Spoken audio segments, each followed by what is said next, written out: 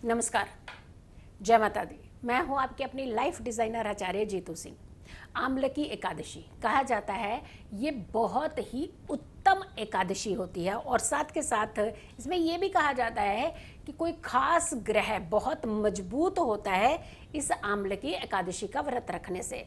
और इसके अलावा आपकी सारी बीमारियां खत्म होती हैं आंवले की एकादशी व्रत रखने से, क्योंकि आंवला को वैसे भी आयुर्वेद में बहुत ही उत्तम स्थान दिया हुआ है।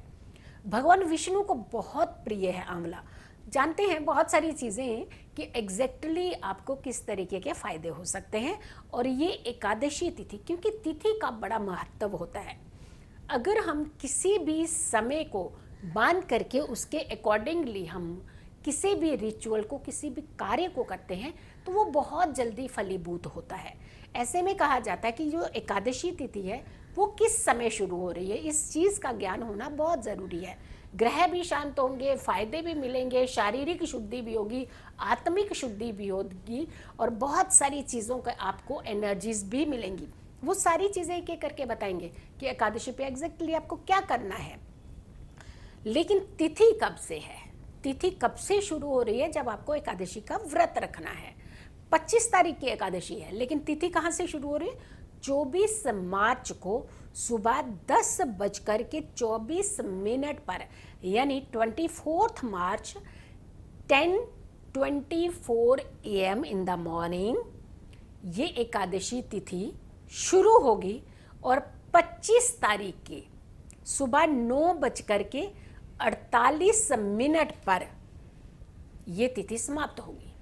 यानी हमें जो व्रत रखना है वो 25 तारीख का रखना है, ना कि 24 तारीख का, क्योंकि बहुत सारा आपको कन्फ्यूजन हो जाता है।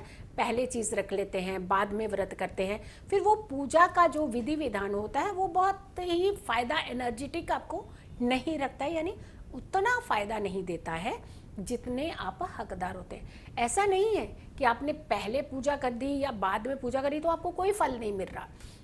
भगवान की पूजा का फल आपको हमेशा ही मिलता है, लेकिन उसमें भी कुछ कटौती हो जाती है, थोड़ी सी उसकी एनर्जी जो है वो कम होने लगती है, तो वो नहीं होने देनी है। आपको सही समय पर भी एकादशी का व्रत करना है। आंवले की एकादशी, इसे आंवले के एकादशी भी इसे आंवले के एकादशी भी कहा जाता है, क्योंकि आयुर्वेदा में आंवले के प्रयोग से कई तरह की मेडिसिन्स बनती हैं। और वैसे भी कहा जाता है कि अगर आप डेली में एक आंवला भी खा लेते हो तो आपको विटामिन सी की कभी कमी नहीं होती है। और बहुत सारे लोग आजकल हमने चूर्ण बना करके खाना शुरू कर दिया, लेकिन पहले ज़माने में देखिएगा आंवले को डायरेक्ट खाते थे वो खुद अपने दांतों से, और उनके दांत भी बड़े मजबूत रहते थे, उन्हें बहुत ज़्यादा विटामिन सी की कमी नहीं होती थी, हमेशा उनके स्वस्थ रहता था शरीर। लेकिन आजकल कितनी सारी चीज़ें हमने बदल दी हैं, हम जो सही चीज़ों का सेवन है वो करते ही नहीं है। चलिए, आमलकी के एकादशी के बल पर मैं आपको ये सारी चीज़ें बता रही हूँ कि इसका प्रयोग भी आप किया करें, निजी तौर पर भी करना शुरू कर दीजिए। हम आपको बताएंगे कि आंवले का प्रयोग किस तरीके से इस एकादशी में करना है, इससे आपको किस तरीके का फ़ायदा ज़्यादा हो सकता है। पहला फ़ायदा आपको जो होगा वो ये होगा कि आपका मन बहुत शांत होता है आंवले की एकादशी रखने से। दूसरा, आप बीमारियों से बहुत दूर होते हैं, क्योंकि एक तरह की मेडिसिन का जो कहते हैं ना सही प्रयोग सेम इसी दिन ही आपका होगा। आंवले की एकादशी के दिन आपको उसका प्रभाव बहुत ज़्यादा देखने को अपने ऊपर मिलेगा। और उस दिन आंवले का प्रयोग अगर आप सही तरीके से करते हैं, जो सही विधि विधान से करते हैं, जो पूजा में भी उसका प्रयोग करते हैं, तो आपको ज़्यादा फायदा मिल सकता है, आपको जल्दी बीमारियों से छुटकारा मिल सकता है। यानी आपकी बीमारियों का छुटकारे का रास्ता आंवलों की तरफ से भी जाता है। ग्रह शुक्र, वीनस आपकी लग्जरीज के लॉर्ड, आपको खुश रखने के लॉर्ड, आपके स्वामी खुश रखते हैं आपको। और अगर हम काल पुरुष की कुंडली के हिसाब से चलते हैं तो द्वितीय भाव के लॉर्ड और आपके 7वें भाव के लॉर्ड होते हैं शुक्र, वीनस। यानी आपकी जिंदगी में शुक्र अगर अच्छे हों, शुक्र अगर मजबूत हों, तो आप हमेशा खुश रहेंगे, हमेशा दिक्कतों से दूर रहे। लग्जरीज तो आपके पास चल कर के खुद आ जाएगी। तो इसीलिए वीनस जो हैं आमलकी की एकादशी का व्रत रखने से वीनस बहुत स्ट्रांग होते हैं, जो कि शुक्र की भूमिका हमारी कुंडलियों में बहुत ज़्यादा होती है। भगवान विष्णु की पूजा करते समय आंवले का प्रयोग जरूर कीजिए, भगवान विष्णु को आंवले अर्पित कीजिए। वैसे तो कहा जाता है आंवले की एकादशी व्रत जो होता है, इसकी पूजा का विधान या कुछ मंत्र चैंट अगर आप भगवान विष्णु के मंत्र जाप आंवले के पेड़ के नीचे, वृक्ष के नीचे बैठ करके करते हैं, तो ये भगवान विष्णु आपको साक्षात आशीर्वाद देते हैं।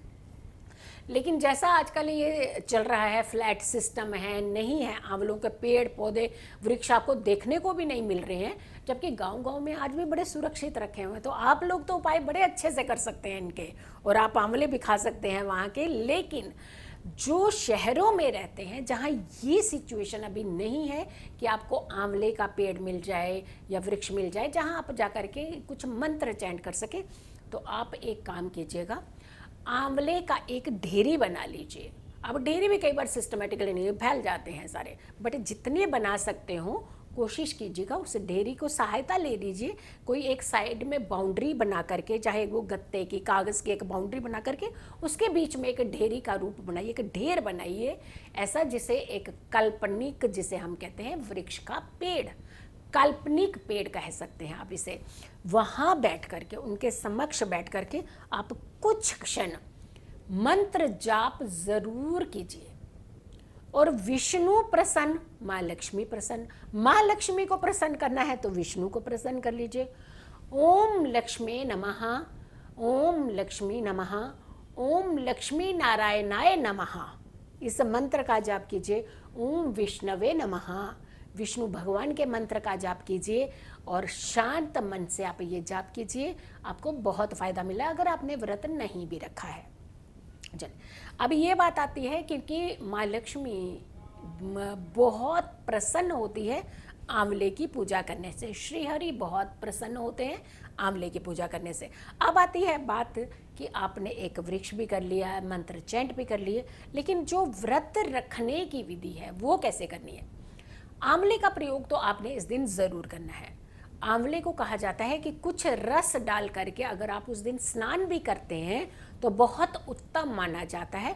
आपके शरीर की सारी बीमारियां दूर होती हैं, थ्रो आउट होती हैं, यानी आपकी जितनी बीमारियां हैं, जो तकलीफ़ें हैं आपको, वो निकलती हैं अगर आप आंवले का कुछ रस डाल करके उस दिन स्नान करते हैं। आंवला खाना ज़रूर चाहिए, पूजा में अर्पित ज़रूर करना चाहिए, प्रसाद रूपी उसका आवंटन ज़रूर करना चाहिए, बांटना चाहिए, और ये व्रत बहुत ही अच्छे तरीके से विधि विधान से रखना चाहिए। कई तीर्थों का फल मिलता है इस व्रत को रखने से, बहुत सारे यज्ञों का फल भी मिलता है इस व्रत को रखने से। अब आते हैं कि आपको करना क्या चाहिए। सुबह सुबह जब आप उठें, उठते ही अपने बिस्तर जैसे ही आपने छोड़ा और अपनी धरती माँ को प्रणाम किया, माँ सरस्वती को आपने प्रणाम किया, और अपने जो क्षमा याचना की, जो आपसे भूल हो रही है, चूक हो रही है, किसी तरीके से भी अगर धरती को कष्ट हो रहा है हमारे प्रति, आपके प्रति, क्योंकि धरती को कष्ट देना मतलब आपदाओं को बुलावा देना, प्रकृति को कष्ट देना, आपदाओं को अपने पास लाना।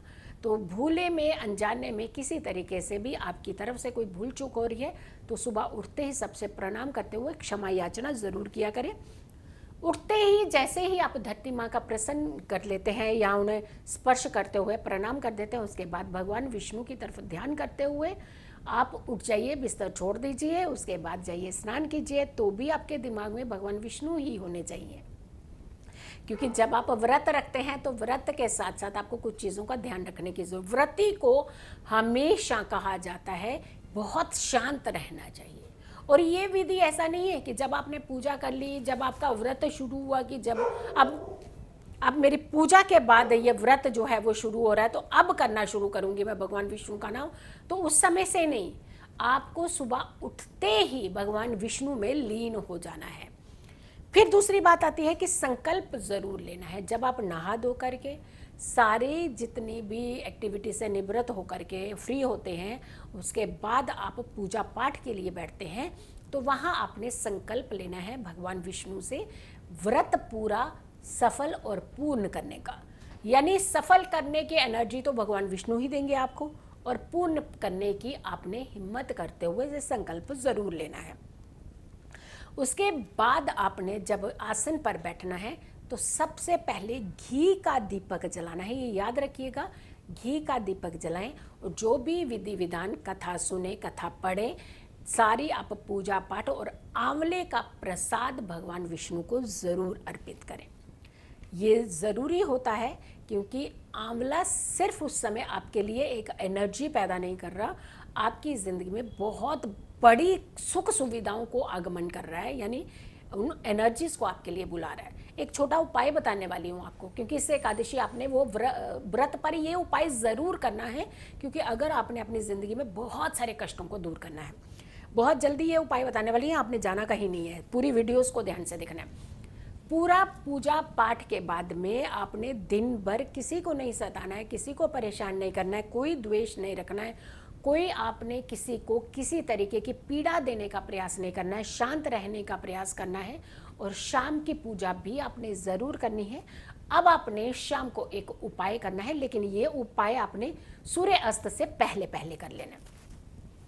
एक कलश लीजिएगा और कलश पर आपने, अब देखिए आज आपको ज्वेलरी बनाने सिखाऊंगी मैं, एक नया तरीका बता रही हूँ कि आपको क्या फ़ायदा लेना है, बहुत सारा फ़ायदा लेना। नवरत्न, 9 रत्न ले लीजिएगा, बहुत सस्ते रीजनेबल वाले लीजिएगा, और जो कलश आप भगवान विष्णु के समक्ष रखने वाले हैं उस पर आपने ये कलाकारियाँ करनी है, चिपका है। नवरत्नों को किसी के भी माध्यम से चिपकाते, लेकिन ऐसे चिपकाना है कि वो जब आप निकालें तो निकल सके, क्योंकि उन्हें निकालना भी है।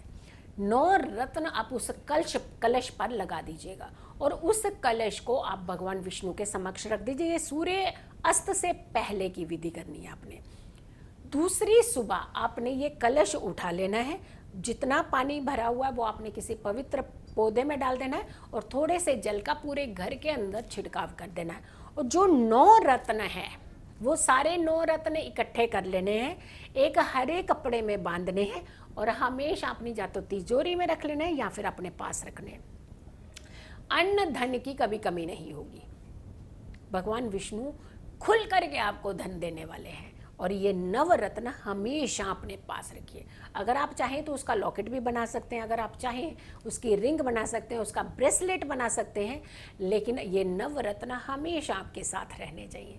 यकीन मानिए आपके पास अन्न भी आएगा, धन भी आएगा, वैभव भी आएगा, सुख समृद्धि भी आएगी। खुश रहिए, स्वस्थ रहिए, पॉजिटिव रहिए। पॉजिटिव रहते हैं तो हर समस्या से हम दूर रहते हैं। मेरे YouTube चैनल को बहुत सारे लोगों तक ज़रूर पहुंचाइएगा, और जितनी ये वीडियो पहुंचाएंगे उतने आपके कर्मा भी स्ट्रांग होंगे, क्योंकि बहुत सारे लोगों को अगर इस वीडियो से फ़ायदा होता है वो सीधे सीधे आपके कर्मा में जुट जाते हैं।